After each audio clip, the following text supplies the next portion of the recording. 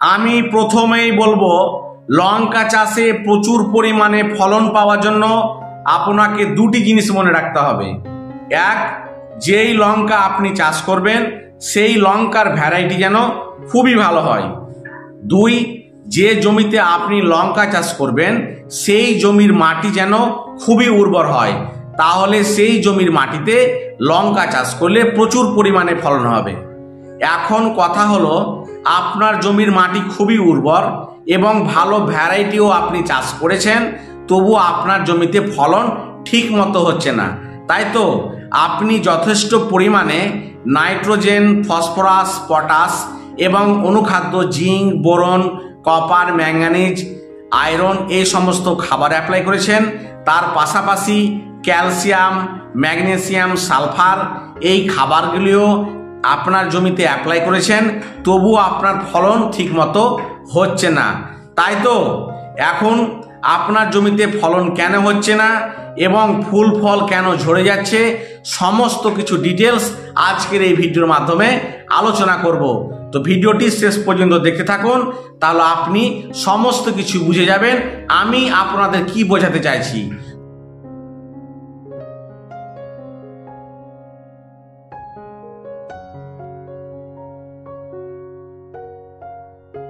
নমস্কার, আমি শুভ।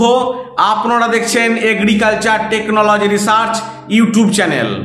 প্রতি রবিবার সন্ধ্যা 6টায় আমি বেগুন চাষের যে বিভিন্ন রোগ পোকা সমস্যা সেগুলি নিয়ে আমি আলোচনা করি। তাই আমার চ্যানেলটি প্রত্যেকে ফলো করুন এবং দেখতে থাকুন। লঙ্কা গাছে প্রচুর পরিমাণে ফুল ফল এসেছে, কিন্তু ফুল ফল ঠিক মতো টিকছে না।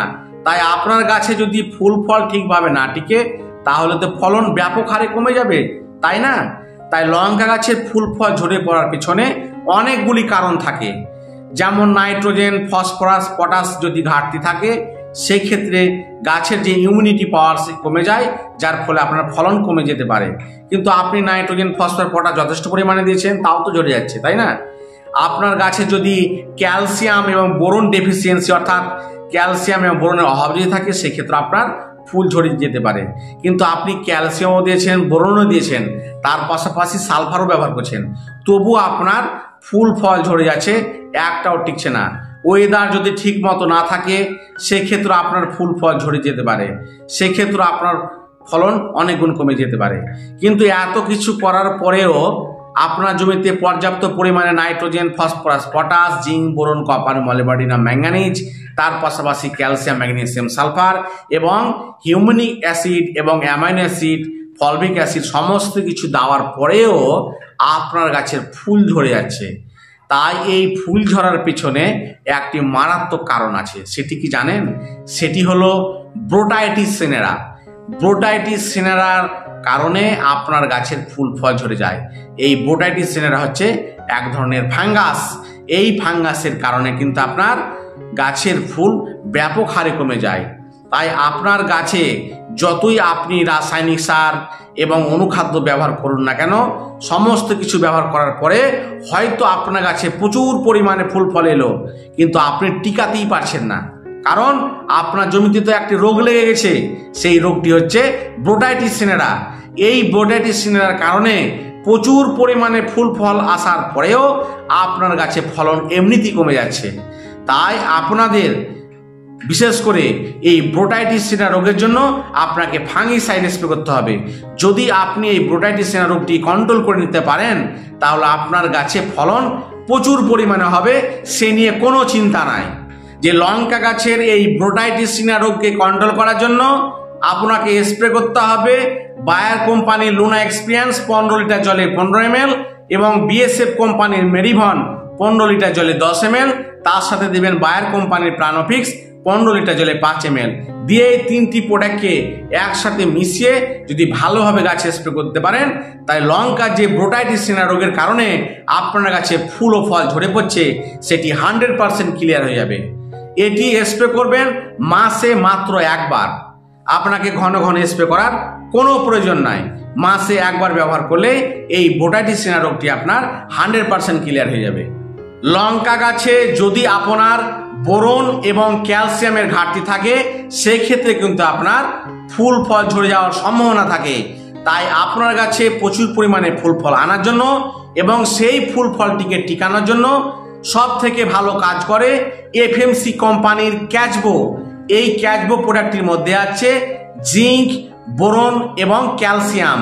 তাই এই প্রোডাক্টটি যদি 7 দিন অন্তর স্প্রে করতে পারেন তাহলে গাছে প্রচুর পরিমাণে ফুল ফল আসার পাশাপাশি ফুল আপনার যে ঝরে পড়ার সমস্যা সেটি আপনার ক্লিয়ার হয়ে যাবে। তাই এটি অবশ্যই স্প্রে করবেন। 15 লিটার জলে 30 ml দিবেন, দিয়ে এটি 7 দিন অন্তর মাঝে মাঝে স্প্রে করলে প্রচুর পরিমাণে লঙ্কার ফুল ফল আসবে। তার পাশাপাশি ফলের সাইজ বা লঙ্কার সাইজ খুবই সুন্দর হবে। আজকের এই ভিডিওতে লঙ্কার যে ফুল ফল ঝরে যাওয়ার সমস্যা সেই বিষয় নিয়ে আপনাদের মাঝে সমস্ত কিছু আলোচনা করলাম। যদি এগুলো রীতিমতো আপনার গাছে অ্যাপ্লাই করতে পারেন তাহলে দেখবেন লঙ্কা গাছের আর ফুল একটাও ঝরছে না। তাই আপনারা অন্তত পক্ষে যেটি ফুল ফল ঝরার জন্য বললাম স্প্রে করার কথা, মাসে একবার ব্যবহার করবেন। লুনা এক্সপিরিয়েন্স, মেরিবন এবং প্লানোফিক্স তিনটিকে একসাথে মিশিয়ে সেটি মাসে একবার করুন এবং মাঝে মাঝে বা 7 দিন পর পর আপনার ক্যাচবো প্রোডাক্টটি 15 লিটার জলে 30 ml করে মাঝে মাঝে স্প্রে করুন। তাহলে দেখবেন ফুল ফলার যে ঝরার সমস্যা সেগুলি আর মোটেও হবে না। তো আজকের এই ভিডিওটি আপনাদের খুবই কাজে লাগবে এবং আমার এই চ্যানেলে যারা প্রথম চ্যানেলটিকে এখনও সাবস্ক্রাইব করেনি চ্যানেলটিকে অবশ্যই সাবস্ক্রাইব করুন, কারণ আমি বিভিন্ন ফসলে যে রোগ পোকা সমস্যা সেই সমস্যাগুলিকে নিয়ে বিশ্লেষণ করার চেষ্টা করি। তাই আমার চ্যানেলটিকে অবশ্যই সাবস্ক্রাইব করে রাখুন। তো চলুন আজকের এই ভিডিওটি এই পর্যন্ত শেষ করা যাক। নমস্কার।